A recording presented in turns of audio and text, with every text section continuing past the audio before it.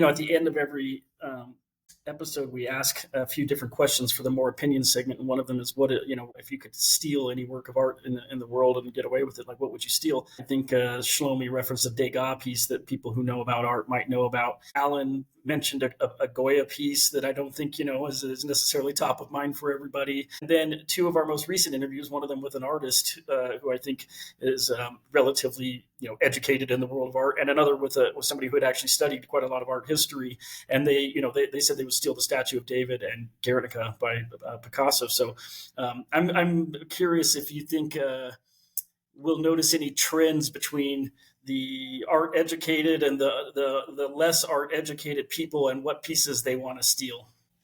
I don't know. I'm like, a banger is a banger, whether you're art educated or not. I'm going for the David.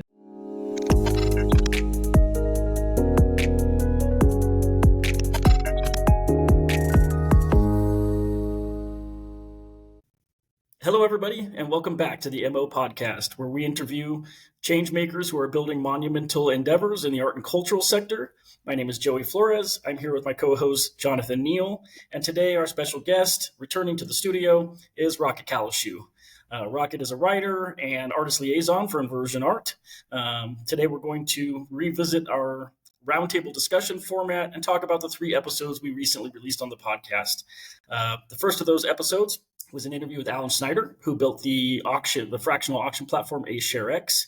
The second of those was an interview with Kendall Warson, who is building the social art marketplace Cohort. And the third interview is with the McCoys, Jennifer and Kevin McCoy, who invented what would ultimately become the very first NFT and have created a number of other important works which are placed in institutions around the country. So without further ado, let's jump right in. Jonathan, Rocket, thoughts on the interview with Alan?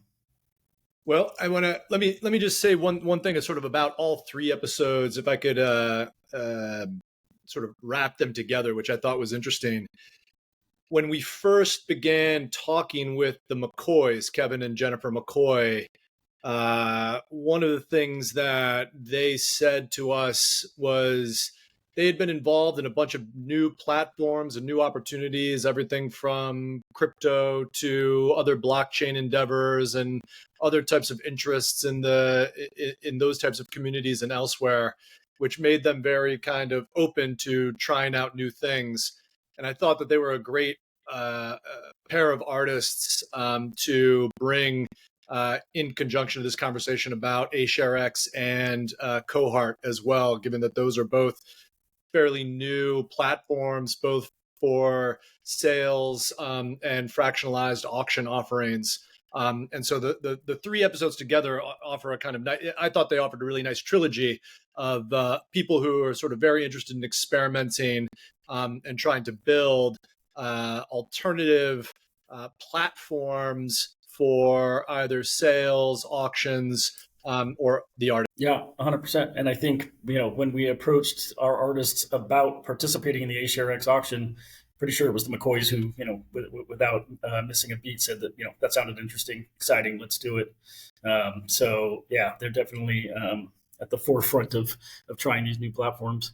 Rocket, what jumped out at you about either all of the episodes? Or yeah, I think too. Well, my kind of favorite thing that Jenn McCoy said was that failure is actually what gives us the data points to keep going. And they're that sort of like amazing idea that we're not like seeking to avoid failure, we're maybe just failing better, or using the failure as part of the process to build something that's just never existed before. And knowing that they were so eager and like enthusiastic and willing to jump on this like somewhat untested auction form kind of speaks to that, and speaks to how, Cohart and aShareX are both trying to build models that are going to enable artists to fail better, and actually hopefully with the risk of continuing the intention of continuing to take risk, as opposed to simply dialing back what's possible, like mitigating some of the like direct hit of risk that an artist has to take to make a new move, is what feels exciting about both of these, projects, is like there's already so much risk involved. And so how can these platforms like distribute the risk essentially in a way that makes it possible for artists to keep doing the good risky stuff, as opposed to just the like, it's too hard to do this risky stuff. So I thought, I agree, Jonathan, there was like a nice meeting of the minds to have these two business-minded people with their platforms, like reading that alongside these artists who are like kind of have tried to go over the cliff again and again for a long time. Generated some interesting stuff. Yeah. I also thought, I asked Jenn if, their willingness to try so many different things ever kind of came back to bite them in the ass. And it was kind of funny, she said that you really don't know what's going to work, what's not going to work. You always, obviously you wouldn't do something if you didn't think it was going to work, but that, sometimes these things just, you get done with them and you're like, God, that was really silly. I don't know why we did that. But I think that it's interesting. I think, I don't know that so many artists, if you look at people who are just, studio painters and things like that, there's, maybe a little bit of trial and error in trying out a new technique or playing with some new tools or things like that. But I don't think that most artists kind of in the fine art sector take trial and error quite as far as Jenn and McCoy do with, the really broad platforms that they do, everything from NFTs and digital to, the plotters and different stuff that they're doing now. It just feels like they take a lot more risks than I think plenty of other artists do out there. And I think it pays off. I mean, like, things like Horror Chase, which is the piece that Jenn talked about at length. It's just like this super cool piece, tying technology with film and all of these things together. And, taking risks is how you end up with a piece that, we'll have some exciting news about soon. So it's a funny anecdote, somewhat unrelated to the episode, but I was just reviewing a contract for the McCoys. As a matter of fact, I won't tell with whom or for what, but there was a clause in the contract that had to do with a sort of extended warranty or maintenance period that the artist would maintain in order to make sure a work continues to operate over the course of a year. And, the McCoys are often involved in various different video or mechanical types of things. And so, but it's a sort of credit to that experimental attitude where Jennifer and Kevin were like, I don't know how I feel about this. That could really become very onerous given how new these technologies are and how, we're just like, we're constantly experimenting. So I don't know if I want to be on the hook to play, maintenance contractor for another year after we install this thing. But it was kind of a testament to how much they're envelope. And I think a lot of like new media artists are encountering this where it's like a lot to ask the artist to be the full-time tech support. And that's like a totally unreasonable ask. It's like, it does in any other like medium, it wouldn't really make sense. So, to like, it also I think speaks to like institutions of all stripes needing to figure out how they're going to maintain these works, which is obviously a hugely open question. Right. But it's like, it is totally ridiculous to imagine that the artist is responsible for tech support on their own work, like for some indeterminate or determinate amount of time after the work is installed. It's interesting that you bring that up.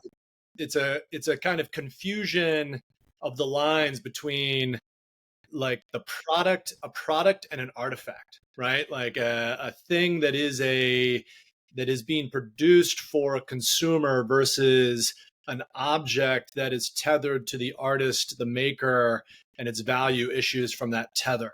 And those are very different sort of approaches to what it is that artists produce, particularly within the fine art space.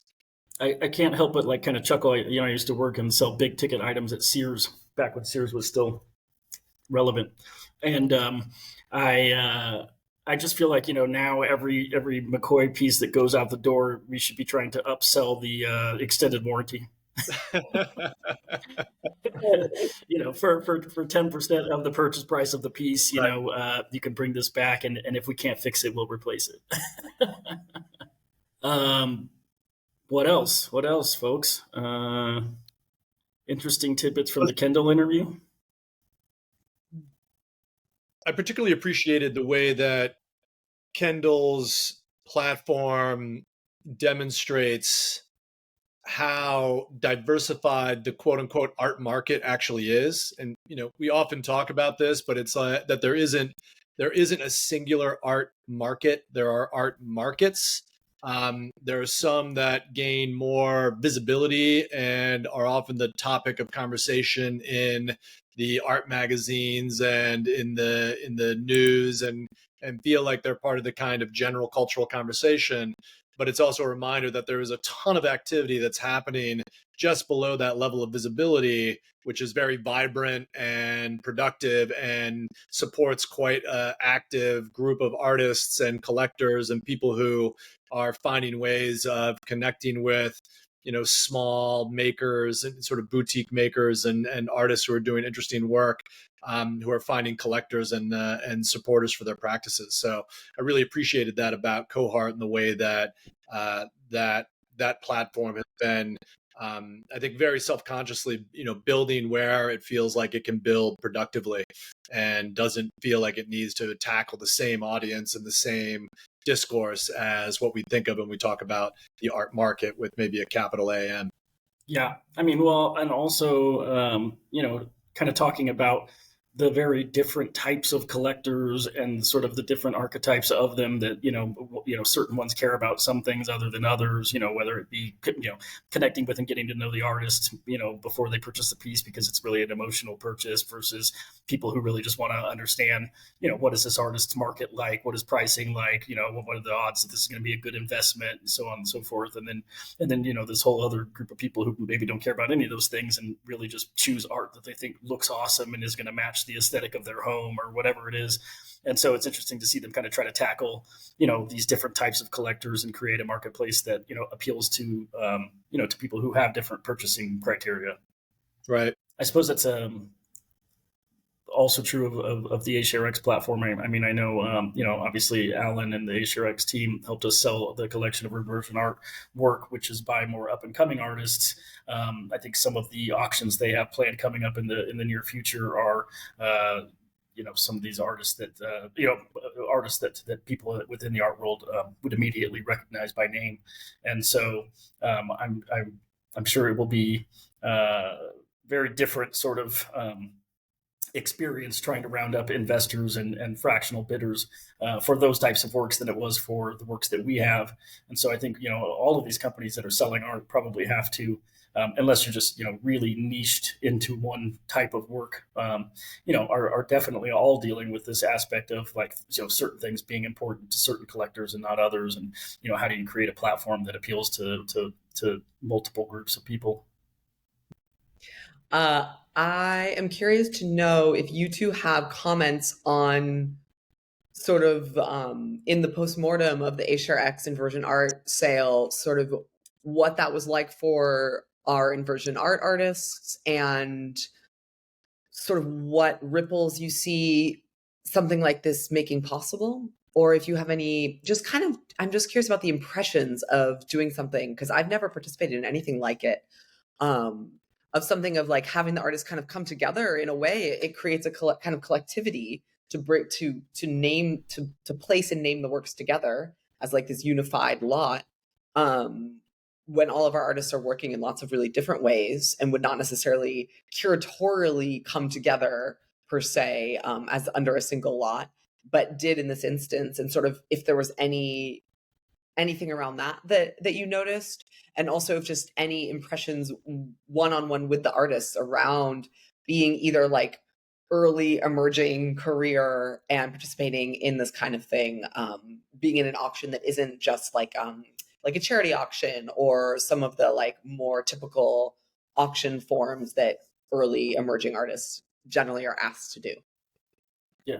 Well, I think, for starters, it was actually, great and the better move to curate a collection of work that are so different from one another, of artists who are, it wasn't just like an abstract art collection or a portrait collection or anything like that. And which is important because, the pitch for the collection was this is a diversified investment opportunity in a, highly curated group of up and coming artists. Yeah, I mean, I think that in this moment, I think it was very gratifying to get the artists paid. I think that was like a big deal.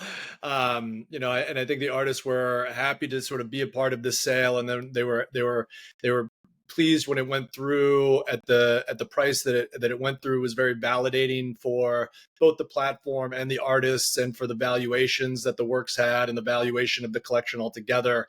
And so I know from having now spoken to the artists that everyone was, not like surprised, but very, very pleased. And I think, like we were just talking about, had sort of gone into this with an expectation of experimentation, and perhaps with some portion of their in the back of their mind, discounting whether it was going to be successful or not. Right? It was going to be a good run, and maybe the work would sell, maybe it wouldn't. And I think we did a good job of sort of protecting the artists on that front, in terms of, if the sale didn't go through, then there wasn't a lot of skin off of their back. And but having it go through at the price that it went through was very successful. And I agree with Joey in the sense that bringing these artists together, who otherwise probably would never be in an exhibition together, potentially would never be shown together, but could be gathered just in terms of kind of like this collection of artists that are part of this inversion art community, gave them exactly what you thought of as that kind of collectivity, right? It like gave them a little bit of a stake in each other, which I actually think that they appreciated, and they were pleased to be a part of. And they're all pretty solid peers, right? I mean, they've all got interesting track records. They're all, though at different stages of their careers, all have accomplishments to point to that ring well with one another, and are recognizable to each other. And so that kind of diversity of accomplishment was, I think, very important to the collection itself.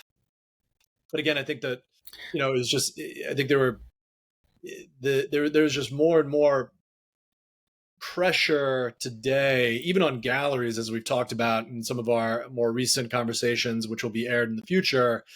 Just, part of it is it's a very difficult business, this marketplace, just getting artists paid for the work that they've been doing. And I think that the aShareX model presents another outlet and another opportunity to be able to do that, especially for work that can't just be discounted down to something that you can think about as a kind of toss away purchase, right? These are expensive work because they're highly valuable contributions by artists who are really at the top of their games.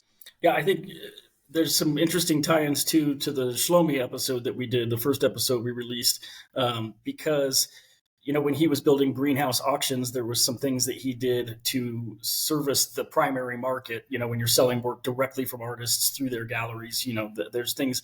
I mean, our artists typically don't like to see their works go up at auction. We talked about this last time, and that's because if it gets a low price, it could hurt their market. If it gets a high price, it could create bad incentives for people collecting their work, and just different things that they don't really appreciate. They don't like having these things out there. They don't like people profiting 10x off of their work and them getting nothing out of it either. And so there's just a lot of things that artists don't like about the way that the auctions work when they see their work going up when it's a secondary sale from a collector or something like that. So when we were working with Alan and the aShareX team on this, I mean, we ended up having to implement a lot of the same things that Shlomi did with greenhouse auctions, which was, it wasn't that the price wasn't going to be listed, but it was going to be listed as the collection sale price, not the individual values assigned to each artist. So that was one of the important aspects of this, was that, if it sold for a little bit less than we had expected or something like that, no artist was necessarily going to have their work sort of be publicly devalued. That was an important aspect of them saying yes to working on it. And then, then we have the 10% resale royalty. So, if this collection goes up by, I think, more than $60,000 in value, the artists will get a 10% resale royalty on any of the profits from that. So there's just a lot of things that aShareX was willing to do to make this an interesting opportunity for the artists that they are not going to have to do when they're selling a Banksy print next time around or whatever it is. But it was interesting. I mean, it just, I think, speaks to the aShareX team and Alan as they really cared about the artists. I mean, they wanted to push the envelope quite a bit in terms of like how to market this stuff. But at the end of the day, they always did what was in the artist's interests. And some of it was not easy, right? Like they had to go out and explain to collectors what was the value in it for the collectors to have to pay a 10% resale royalty? And, and the value of that is that the artists still have skin in the game and, are going to be encouraged to exhibit this work perhaps in future exhibitions and still talk about the work and do some other things. So yeah, I think all those things were good. I will say that, there was just, it was not easy, I don't think, to sell this work. And one of the primary reasons was because, these artists don't have a lot of publicly available pricing histories. So, when you're not buying the work and taking it home, putting it on your wall, and the only value you're really getting is the financial investment and the possibility this work might go up in value, you really want to understand the numbers behind what have these artists been selling work for, what has happened with pricing over the last few years, and so on and so forth.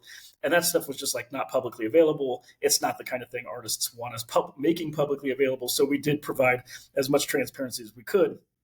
But kudos to Alan and his team for being able to go out and really drum up enough faith in the collectors to buy into a collection of art when really not all the data was as widely available as it often is at auctions.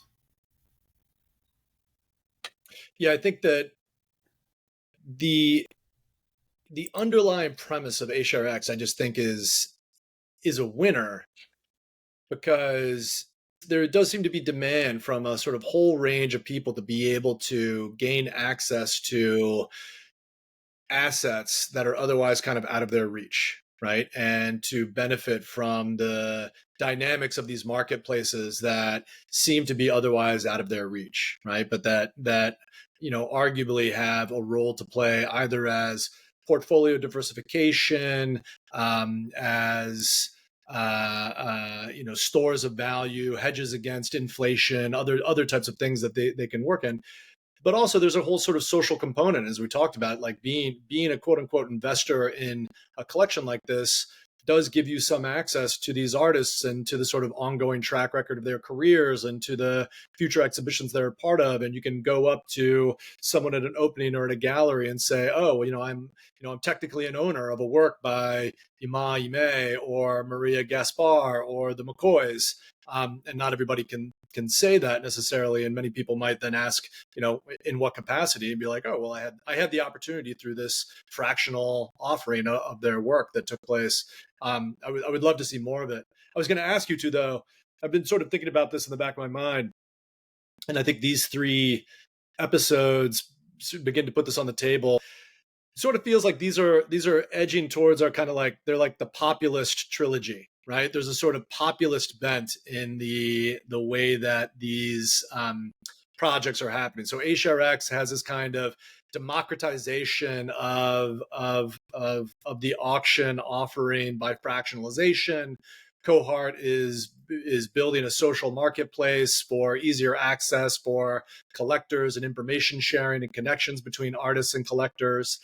And I think that, though I wouldn't call the McCoys populist artists, certainly the NFT and the creation of the NFT and the history of its rise during the last decade is very much in line with the kind of populist sensibility of an online network of distribution and consumption, which is seen to bypass the elite gatekeepers that are most familiar with the art world. And so I guess I'm curious to ask you two whether you see a kind of a populist strain in the projects, and whether that's just coincidental given our sort of political backdrops with the kind of left and right populism that seems to be on the rise, or is this purely coincidental, or do you think that there's something to be said for a kind of,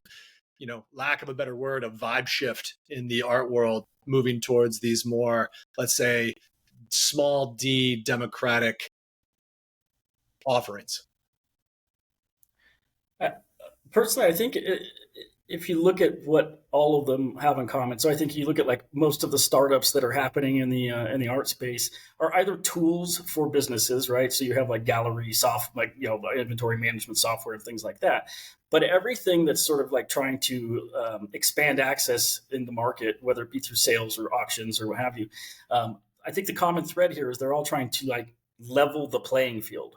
And like, it kind of goes back to that discussion we had before about, does the art market really want more transparency? Everybody's saying it wants more transparency.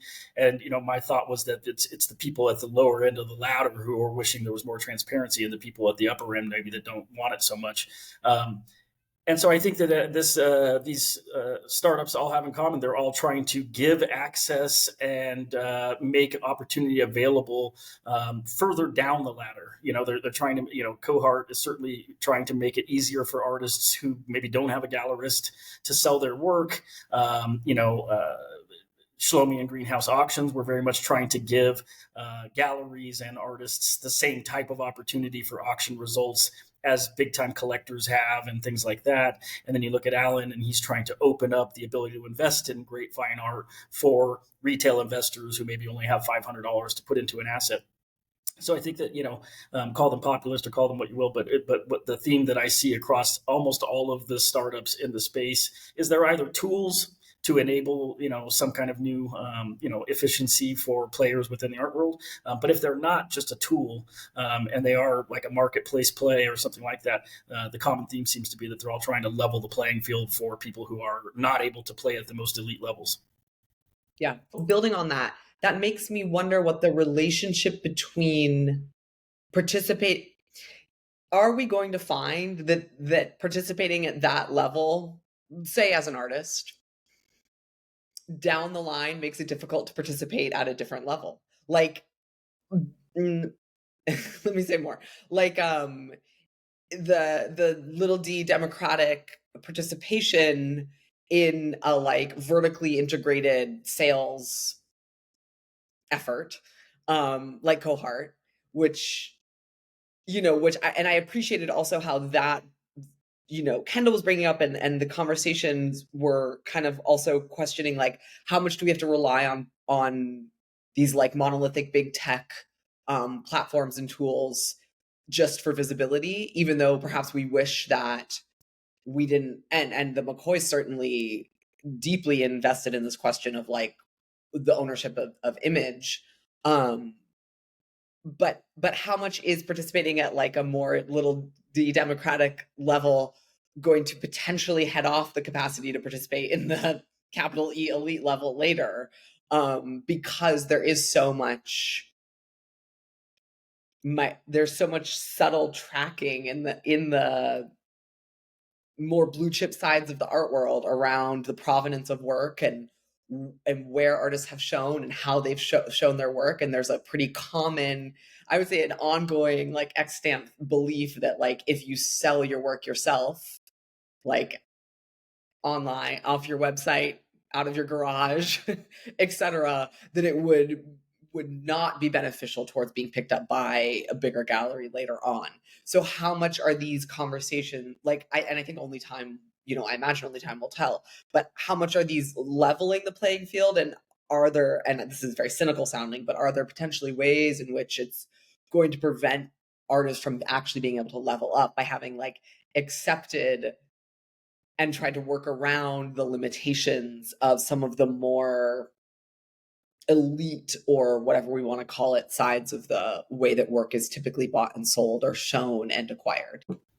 I was just gonna say, like, do some of these platforms get looked at sort of like the artists selling their paintings at the local street fair or something like that, right? Like, takes away some credibility. But I think, it seems to me, especially with the influencers and other people that Kendall's bringing into the Cohort ecosystem, that they're really doing a pretty good job of maintaining a certain type of brand, leveraging other people's brands and other companies' brands to increase the credibility of what Cohart is doing.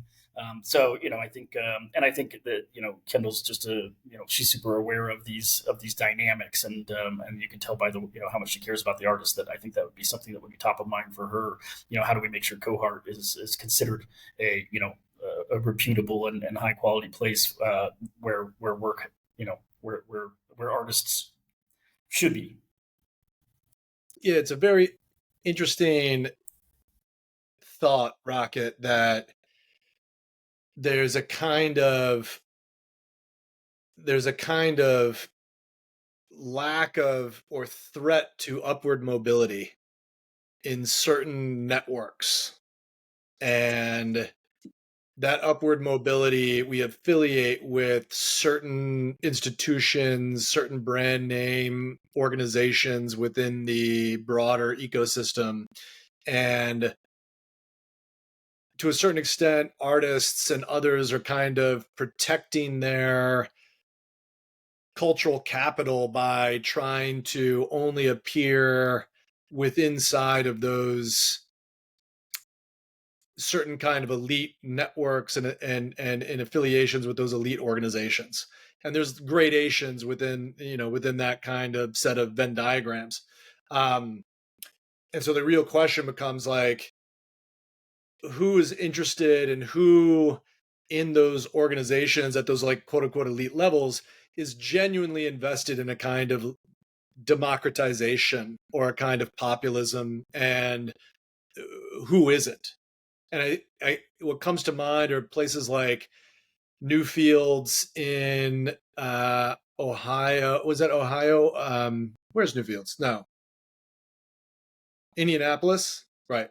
I think it was the Indianapolis Museum of Art that became Newfields, or Crystal Bridges in Arkansas, or I think of places like Chris Bedford, who's now up in San Francisco as a museum director, who just made this large purchase of work by from an organization that has long worked with like differently abled people and the art of the disabled.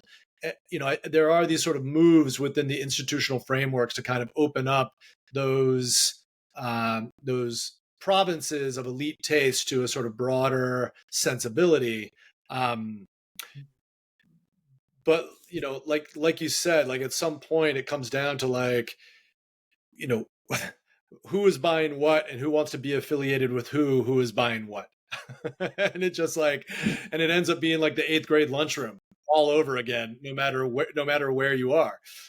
Who's sitting at what table and what are the cool kids eating and wearing and listening to, and how do you determine that, and how do you get close to it? I agree. I think Kendall's building something very powerful, and I don't think there'll never be a kind of block to that kind of mobility, especially if you end up building something that like itself becomes its own type of brand, right? That gains the kind of recognition or gains the audience, or finds a whole different group of sort of quote unquote influential people, visible people that are now part of that network, that are different from the standard networks that have determined taste and determined value in the past. And so in a way, I'm curious if it's like, if it shifts, as I think it is, like part of this populist sensibility is like, it shifts more to the power of the individual and away from the power of the institutions. And those individuals have a real capacity to kind of like bring audiences and bring value with them. We're seeing this in media, you're seeing it in entertainment, and I think you're seeing it in places like sports as well, where the audiences no longer simply follow a team or an organization or a studio, but it's like it's very much the people that they're able to bring the kind of cultural capital with them. And I think if places like Cohart begin to get loyalty and real interest from artists who have built these big audiences, it's not going to matter what those quote unquote elite institutions will think, because they'll be building their own kind of elite sensibilities. Rocket, counterpoint. No, I'm just kidding. So a lot of artists rightly want to be really protective of their not just like their time and energy, but like of their visual signatures, and not necessarily use Instagram or whatever kind of mainstream platform, because they want to like protect their kind of artistic identity in a certain way, and it feels as though that's kind of just giving it away to post. And so I think that there are a bunch of tensions that are held in this question of like how it feels, even when there's a sort of like no one's trying to claim that like Instagram is like has the underground on it, right? Because like it doesn't. And so it's kind of like, how much you protect, how much you reveal, like being able to be really strategic with that is also just a huge set of questions that are very difficult and a super moving target. And I think I know a lot of artists who just are like, not only do I want to protect my time and energy, I also don't really like want to give away any good ideas. And I want people to be aware of my existence and of my art, but I somehow want there to be not necessarily a higher barrier to like entry, but some kind of touch that's beyond just looking at a post or an impression of a post. And and how, where those tools fail, like what else can we shore up that might provide a little bit more of an independent sensibility, and the sort of like bad icky feeling of having to use social media to show your life's work. But at the same time, I think that Instagram, as the kind of main platform for the the visual mediums, like at least it does kind of move faster than the traditional art world allowed, and so gives you something like what you have in the music industry, where you can have someone kind of come out of nowhere, music posted on YouTube or another streaming platform that someone hears, gets picked up, and all of a sudden within the space of a month is just like on people's TikToks and is being shared around, and there's a sort of capacity for distribution that is that is greater than we've ever seen before. Instagram, I don't know if it's quite got the same levels, but I mean, you've got people who've been able to build these kinds of personas and reputations purely through their kind of online sensibilities. And I know there's like folks scoff at that, and it's like, oh well, how do we judge value based on that? But it's like, well, but listen, the other groove was like, oh, you work hard on a portfolio and then apply to Yale and get accepted and pay a crap ton in tuition and hang around with 12 other artists in a studio and get to meet 10 to 15 more senior artists, and they start to make introductions for you. And that was the route into the establishment art world. And yes, there was the idea of the institutional frame, which provided some kind of accreditation, some kind of peer review, some sort of value judgment. But formally, the sort of the Instagram artist, the person who's able to build a 250,000 person following based on their painting practice and pictures of themselves and reels of themselves working, I don't know, like if it's got audience, it got audience these days. And I'm sort of, I think there's, put it this way, I think there's a place for both, right? I think that the hierarchy, which used to put, the Yale educated MFA with the elite network well above the kind of populist Saturday Evening Post, Norman Rockwell artist, those distances are shrinking big time, right? And you even see it from the standpoint of certain galleries saying like, oh, well, if you're going to pick up a new artist, they're not going to pick somebody up with less than 25,000 followers because they just can't, be certain that they've got enough of a following to maintain strategic communications network that they feel like they need to invest in at the level of trying to sell someone's work. So Instagram is creating dynamics that are closer to these other more ephemeral cultural practices, creative practices, which in a way I think is, at the very least interesting, if not potentially positive. Yes, it has all sorts of drawbacks, right? But, listen, $150,000 in tuition from a Ivy League MFA program is a pretty serious drawback too. So, but very few people would question it for a long time. And I think that a lot, as I've told everybody that I ever talked to, I'm a creature of higher education. I love elite education, right? Like, I think it's vastly important, but it does seem like, particularly within these creative fields, art making in particular, there is room to find other ways of validating what it is that people are doing, and for artists to be able to support doing what they're trying to make.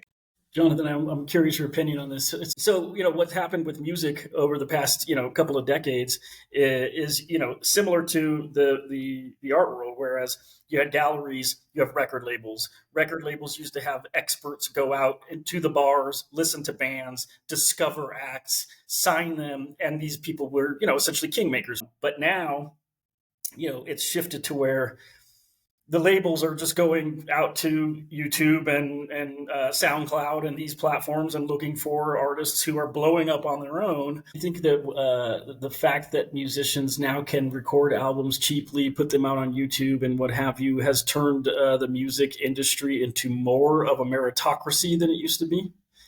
And then the follow-on question would be, do you think that what's happening, the parallels that we're drawing that are happening in the art world, will lead to the art world becoming more more merit based in terms of art values? I think meritocracy is really hard in the frame of cultural products that are driven by people's social environments, people's individual tastes, and the way that those tastes interact with their social environments, right? When I think of meritocracy, I want to think about skill sets, abilities, and talents. And I want, for example, training regimes with like the absolute best doctors and surgeons and caregivers. And I want a meritocracy to function, to develop those skills and allow people to sort of recognize those talents. Think about it more in like the relationship to sports these days, where I think the same way they used to have like the A&R folks who would go out and try and discover bands based on just like an individual's, ability to spot talent. You used to have scouts who would go out and sit in like AAA ball stadiums and like, watch players come up from the cornfields of Iowa and hit a ball, and they'd be like, oh, that kid's going to be great. Now you hear about basically all this stuff is just algorithm driven and totally statistics driven, right? Like they measure so much more. I'm talking about baseball in particular, but now they measure so much more. And I got to imagine that's filtered out into a bunch of other sports as well. And now it's up to a bunch of quants sitting behind an Excel spreadsheet, looking at various different trend lines and correlations for certain athletes and recognizing early indicators of a specific type of talent or a specific ability, and then bringing those people up and seeing how they perform and continuing to measure their performance. And there's a meritocracy there based on measured talent. I have no idea what measured talent in the visual arts is. It just seems totally mysterious to me. I think that there is great work. There is the great work of history. There are things that are worth talking about and other things that are irrelevant. But somehow that's a world that doesn't translate for me meritocratically. Same thing with music, right? Like people have different tastes. They listen to different stuff that they want.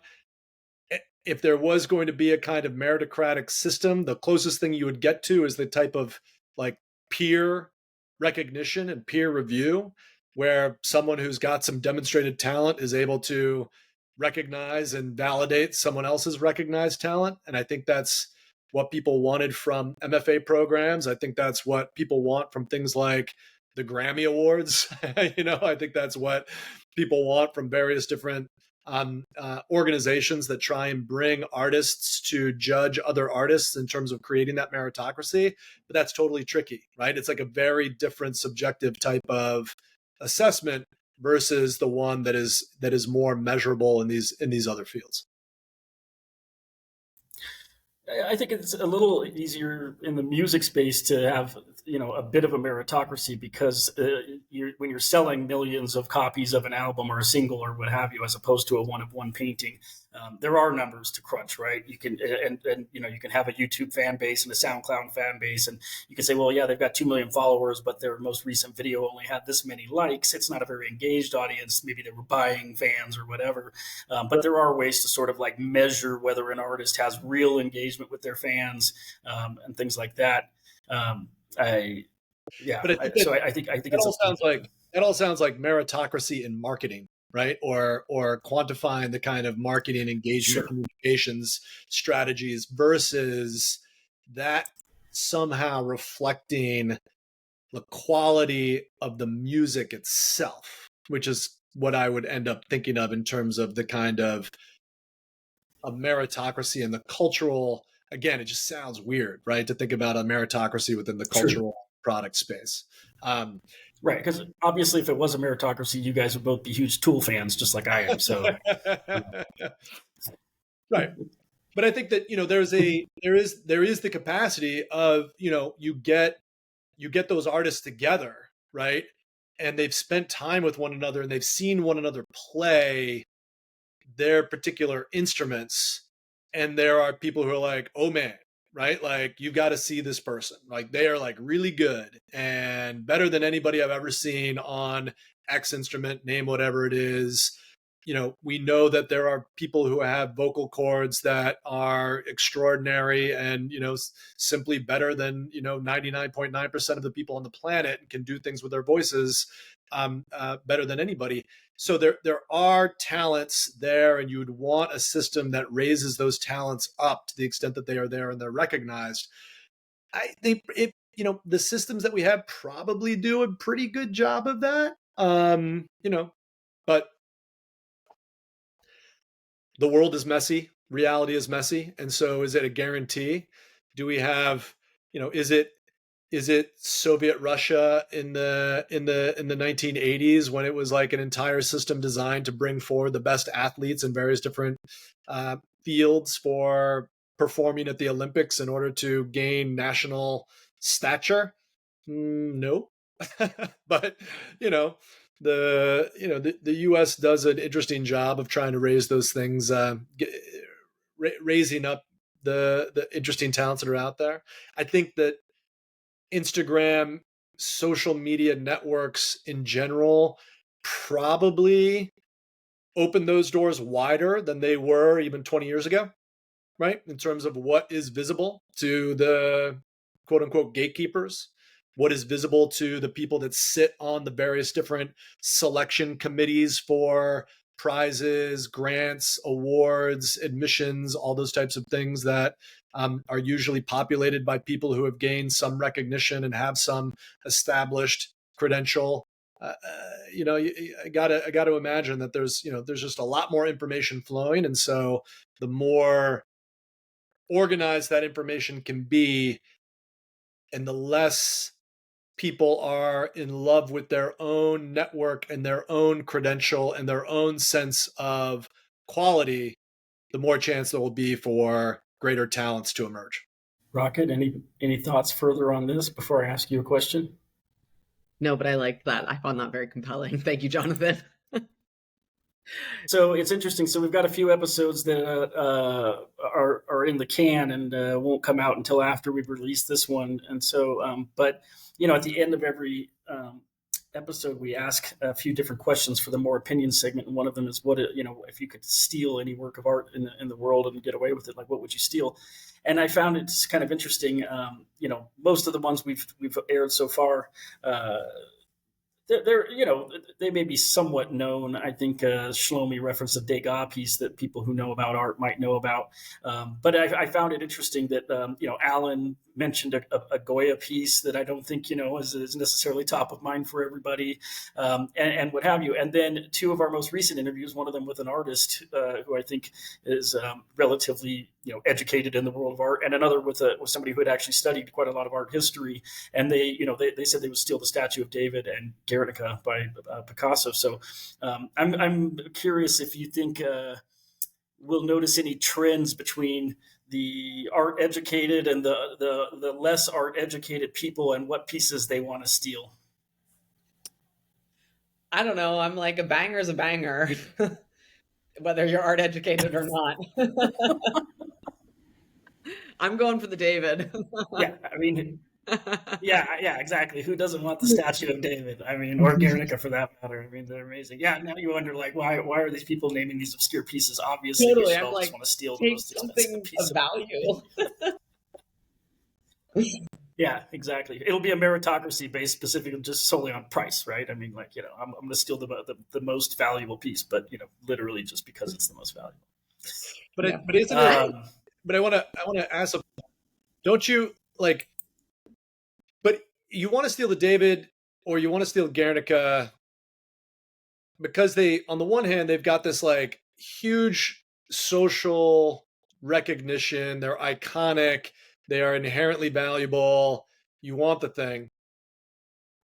But you have to ask yourself how much your want of that thing is driven by the social recognition and how much is like really your own attraction to the work, and if it is possible to separate those two things. So I appreciate some of the responses which go for something really kind of individualized, because you also have to imagine, like, if you take this thing and you steal it and then you've got it like squirreled away in your bunker in Dubrovnik, Croatia, and no one can come and see it, or it's only like special friends and other people can come and see it. You know, is its value diminished for you? Right? Like, will you tire of it? Will you like walk down into the grotto one day and know that you've got the original David? And, if you could never show it to anybody, right? Like if the tree falls in the woods and no one's around to see it, like if you could steal that thing and no one could ever see it again, only you would ever get to get the pleasure out of it. Is that the thing that you would take? Well, that goes back to what Enrique said during our interview with him, which was, when we asked him that question, he thought like, what work would make a great companion? Like, what is a work I actually want to live with? He mentioned there was some works he might steal if he was only worried about, taking the most impressive thing he could or whatever. But he picked Toilers of the Sea because it was the most, it was something felt like he could appreciate living with every day. Right. So yeah, I mean, like, it's easy to say David or Guernica, but I mean, there's like other paintings I've seen that, that just floored me, that are by people that most people have never heard of. And, certainly there's a good possibility if I think about it long enough, I'd rather have one of those. I also think about these, these more interesting moments in various different popular films, like the Mona Lisa debacle in Glass Onion. Did you see that film? The Knives Out sequel called Glass Onion? No? No, didn't watch it. All right. Well, no. Okay. You guys are useless. What about Children of Men? Did you see the movie Children of Men with Clive Owen? So Rockets. Ages ago.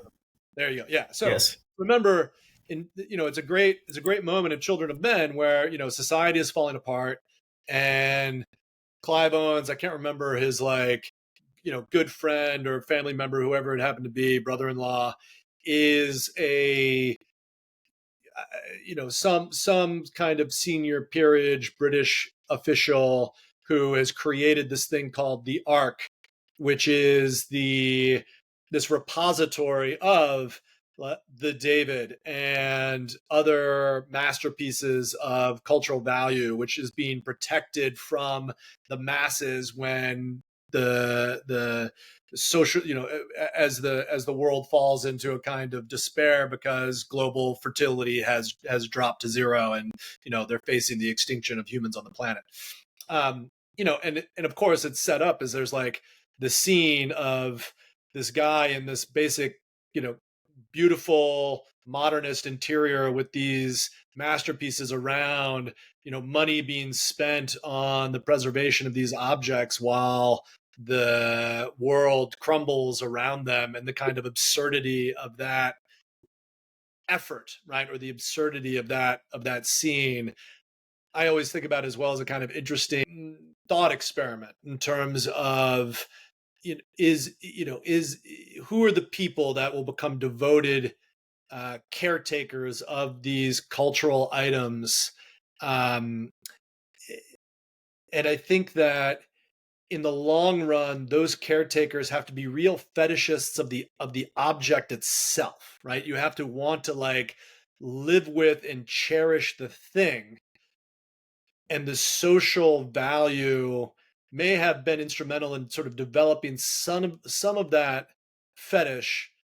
But if you extract the social value, if you extract the kind of cultural recognition that comes with others knowing that you have access to, or you are the owner of, or you are the possessor of this thing, were that social value to be completely stripped away, would you still love the thing as much? And I can't remember, I believe there's a surrealist philosopher, writer, George Bataille, who said, I challenge any art lover to love a painting as much as the fetishist loves a shoe. Right. And, just to point up that there is a different relationship to things in the world that certain folks have. And that's like always portrayed in these films and popular culture as like a root of genuine disturbed evil, right? It's like the evil rich guy who's got the dungeon with certain artifacts that you can't show to anybody, or the thing that's been stolen. It's like, it's a demonstration of a kind of asocial or antisocial attitude that has developed on the part of an individual when they are so in love with a certain type of thing, be it a work of art, stolen or not, that they have squirreled it away from the rest of social recognition. But I think that if, this is what you would need, like museum curators and museum funders and people to really believe in. Like they should all really be so in love with the collections of stuff that they put into those archives. That they are willing to go to great lengths to separate it from the world and to keep it alive. It makes me wonder. So, I mean, Jonathan, a lot of people collect art, and have these massive collections. They plan to pass them down to their children, but I think that probably there's a divide between the people, like there's some people who are doing that. They think of it as an investment or a collection, or, like it's a bit of a trophy for them, right? To like own all these works, the great amount of social capital that comes with, owning some of these very famous things. I'm curious if any collectors come to mind for you in the past, 10 to 20 years, who you really believe are collecting specifically to be outstanding stewards of the work for future generations. And I don't mean like their own family's generations, but, have you known any collectors who you really felt like were putting together a collection sort of as an arc? Yeah. I mean, I think that I would point to, there are a lot of collectors who have created these art foundations and put a lot of time and energy into, building these collections and opening them to the public. And even though some of them have been called out for being artful tax dodges of one sort of another, I think that the Glenstone Foundation or the Flag Art Foundation, there are a number, like Glenn Furman's Flag Art Foundation is a good example. I think these are people who like really believe in the artists and the work that they're putting together, and then wanting to share it with the public and share it with posterity. And I think they do that in good faith. I think that there are probably other ways of creating, tax advantages for themselves than doing these art foundations. But I think that there are a lot of people that are like that, right? I mean, and whether that's a function of like, they began collecting. There are people who have this bug to collect this work. They love the work. They love the artist. They love the sale. They love the art of the deal. They love the whole world that they get involved in. It becomes sort of tantamount to part of their identity. And then over time, it's like, what are they going to do with this? And they create a foundation, or they think that they're going to hand it down to their children. I mean, we've seen this plenty of times. They want to hand it down to the kids, and the kids are like, I don't want, I don't want to deal with this thing. And so all of a sudden they're getting smacked with a huge tax bill, and the work's got to go up for sale at Sotheby's or Christie's or Phillips in order to pay the IRS because they've got some inheritance taxes that have to be paid. I mean, that's been going on for hundreds of years. It's why the auction, it's why the auction houses, function largely on, death, divorce, and I can't remember what the other couple D's, discretion, the D's of the auction world. But they're out there for sure. I just think that like it's curious just whether the like scale of it is larger now, and also whether a lot of these collections have been built over time that kind of replicate one another. And I think that's the thing that you didn't used to see, right? Like you used to have people who really collected things that they really loved, and they were idiosyncratic, and they had a unique bent to them, right? There was a very specific thing about materials or mediums or places that really shaped what a collection was. And as someone built that collection over time, it became the foremost collection of X, and they became experts in it, and other people sought them out to see this work.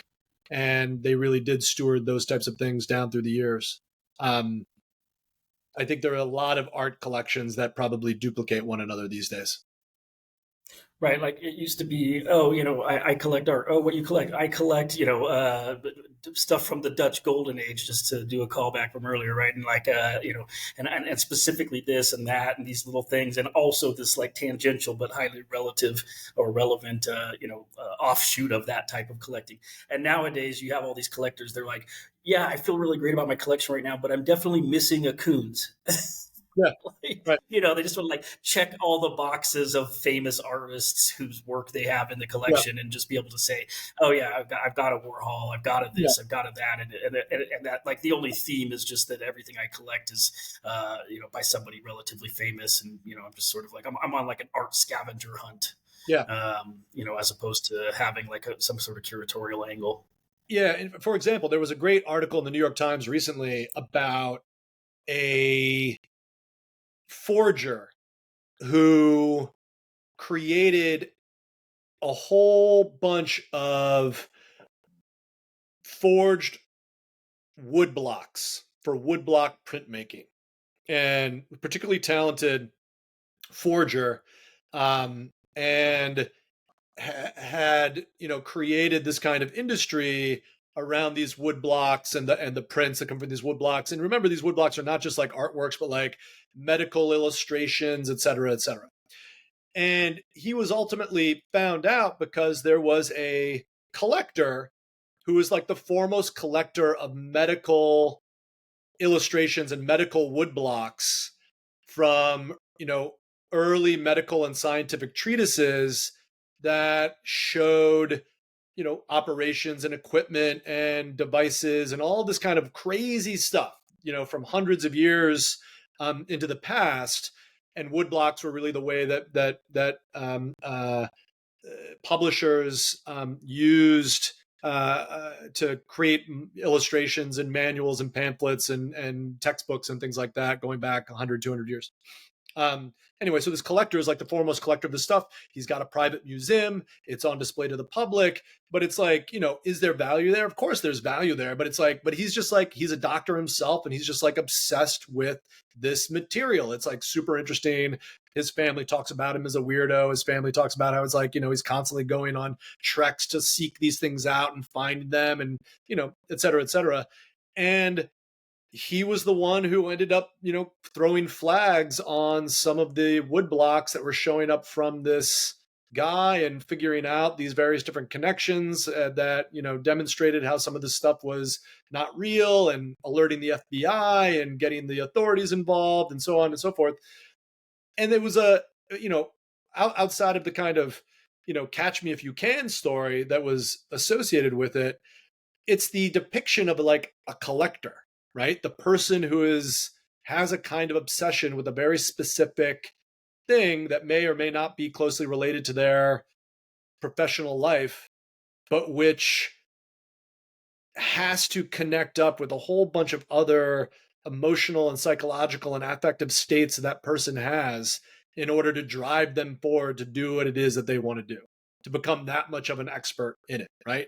They get an enjoyment out of that, which is fundamentally internally driven, right? Such that if the social world disappeared, right? Family gone, friends gone, society gone, they would still be happy toiling in their private museum with all of their various different collectibles that they have pulled together over the years, because there's something about that stuff that really provides them satisfaction.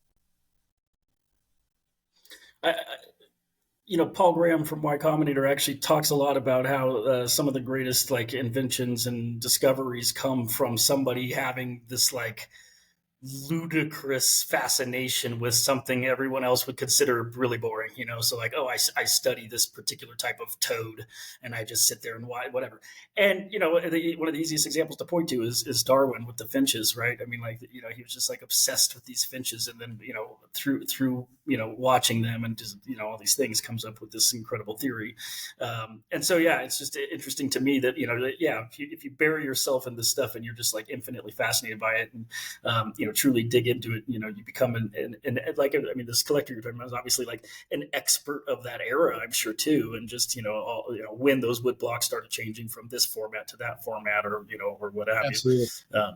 But yeah, a lot to gain from having one of these like deep curiosities about something everyone else finds benign.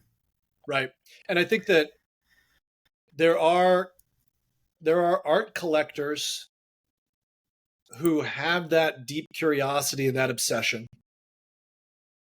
But but there's sort of so much of it is driven by by art also being right now this kind of positional good, right? This thing that is establishing a place in the social game board. And there's nothing wrong with that. It's just a different type of activity, right? It's not the activity of an obsessive, right? And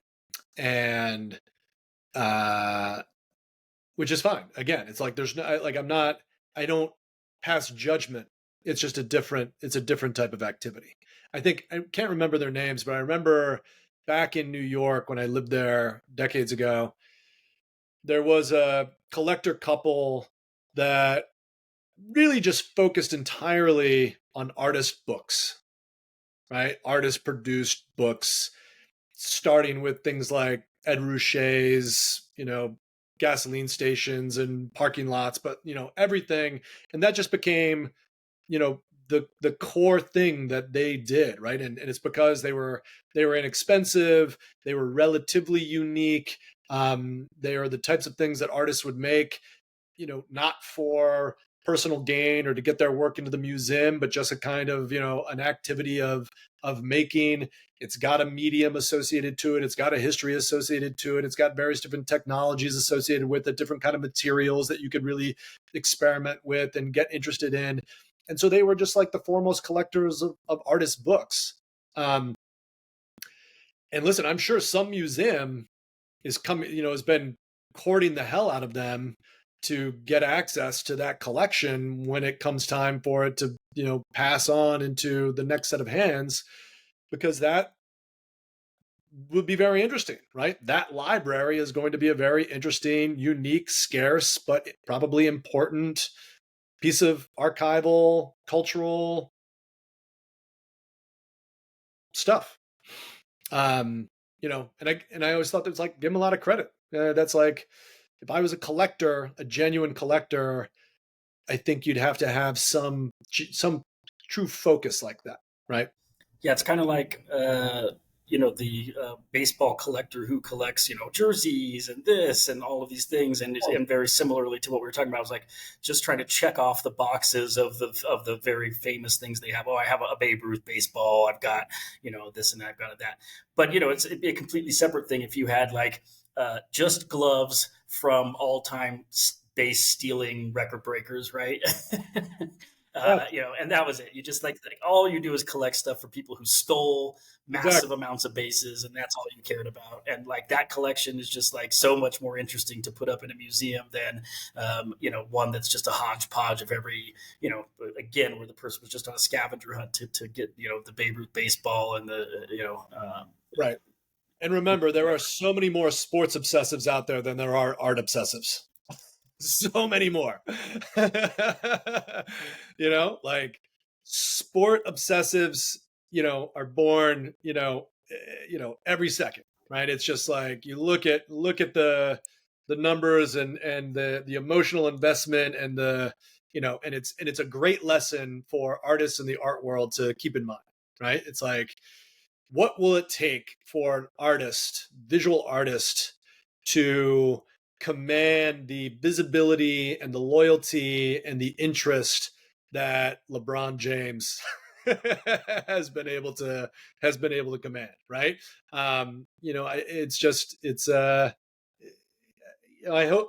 like genuinely hope it happens, right? I mean, I think Picasso, though his star has waned, had that fandom for a little while, right? I mean, I really do.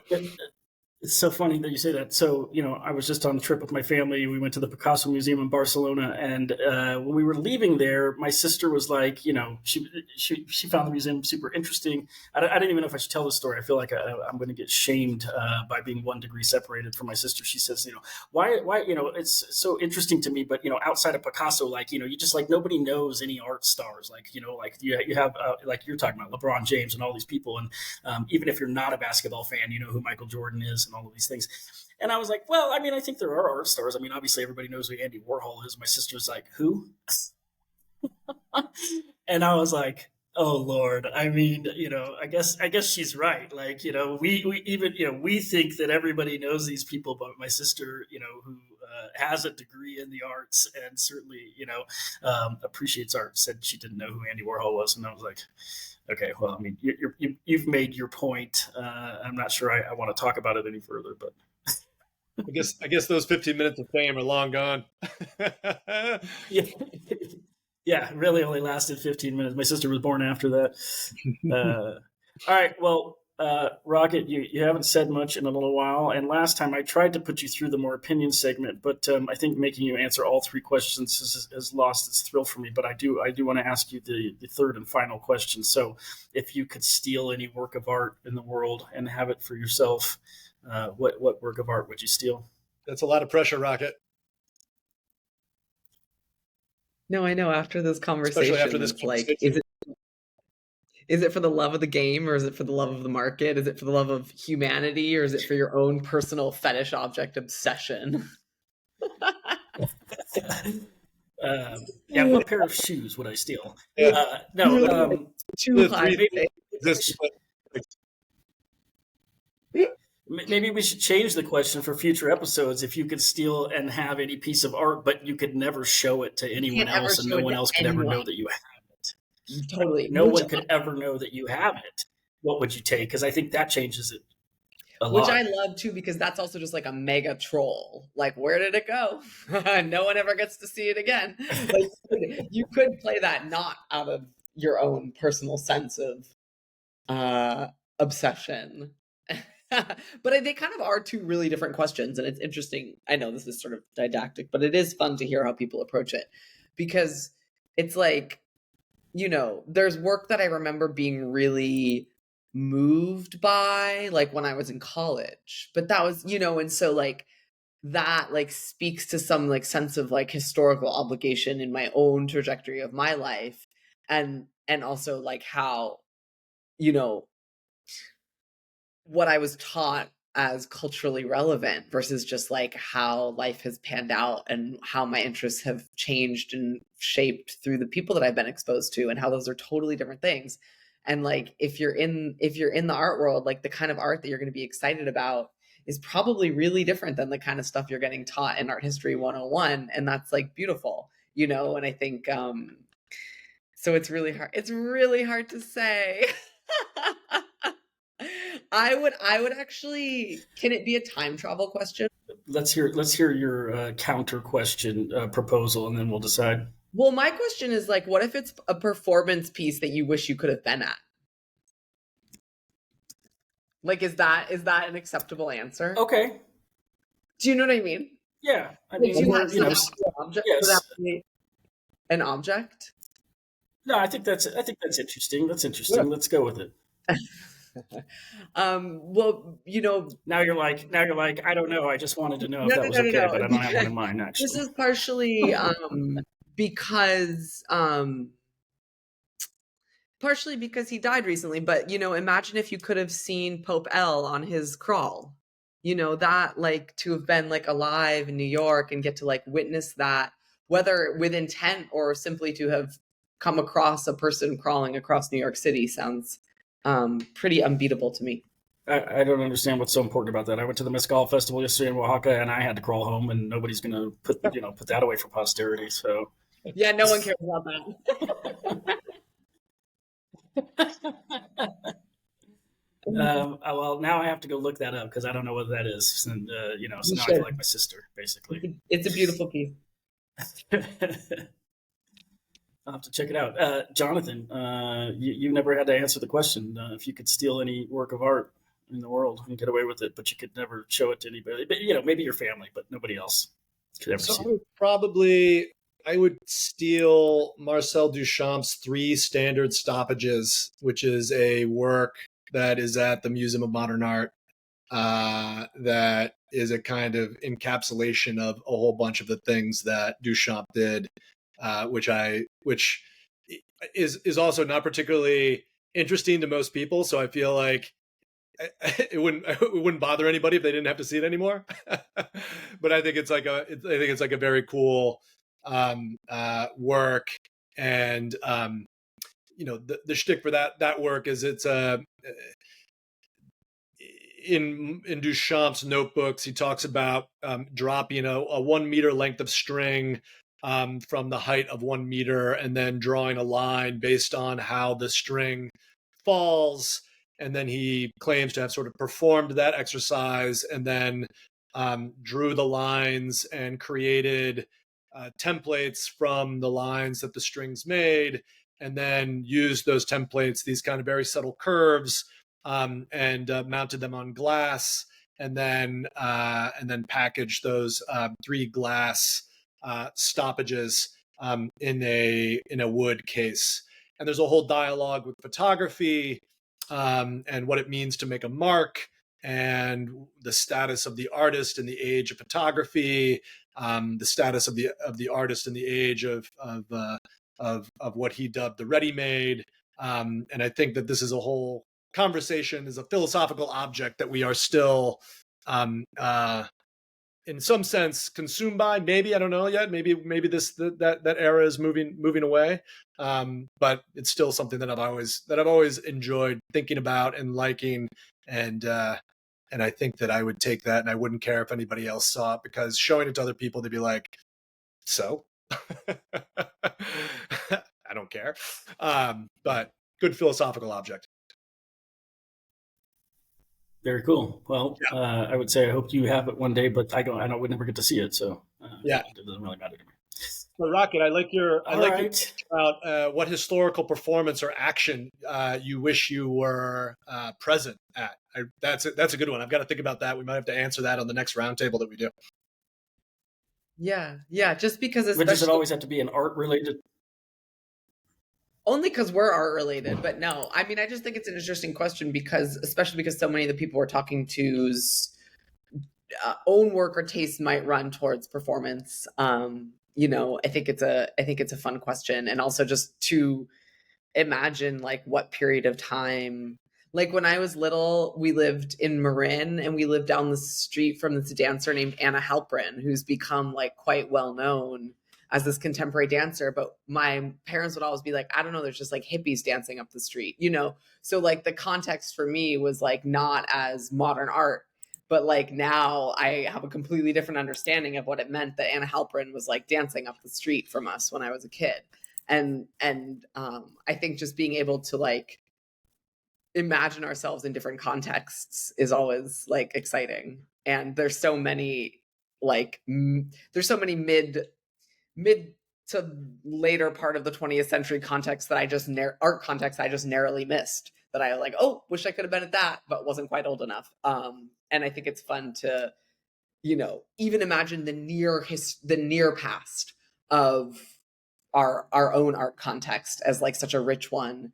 And so we don't have to put ourselves 500 years back in time to imagine a wildly different world when people were making art and performance in a totally different way that's informing what's happening now. Yeah, it reminds me sort of, I mean, this is like not quite the same, but one of my favorite bands, the lead singer, well, I mean, I already mentioned them on this episode. So Tool's lead singer started another band called A Perfect Circle quite some time ago. But before they put out an album or anything, I went and saw them at the the Troubadour in Los Angeles, which of course only holds like maybe like 150 people or something like that. And, you know, now they're like this massive band play these huge festivals and whatever else. I think it's just always cool to like be able to like think about, you know, when the lead singer was like 5 feet away from me on a stage, it's only 2 feet tall, as opposed to like now, you know, you can, you know, you're smashed in with, you know, 10,000 people to, if you want to go see them. It's, you know, like to be like to have been there at that moment in time, and, you know, this cool club in Los Angeles, like, you know, definitely something that you can like appreciate, especially after something becomes revered or super popular over time. Yeah. Well, y'all, I think we've meandered far enough off the beaten path here. That was a good one. Maybe we need something for meander off. We meandered off on the MO podcast. Amazing. So anyways, you know, hope that everybody enjoyed this one. Go back if you haven't already and watch the episodes with Alan, Kendall, and the McCoys. Truly exciting episodes and interviews. And if you have any thoughts or questions for us, you know, shoot us a contact on the Inversion Art website. If you want to see a particular guest interviewed, if you have questions you wish we had asked or thoughts on format, you know, let us know. But thanks everybody for joining us. Rocket, thank you for being our special guest again, and looking forward to the next one. Thanks. Bye, everybody. Thanks, Bye. y'all.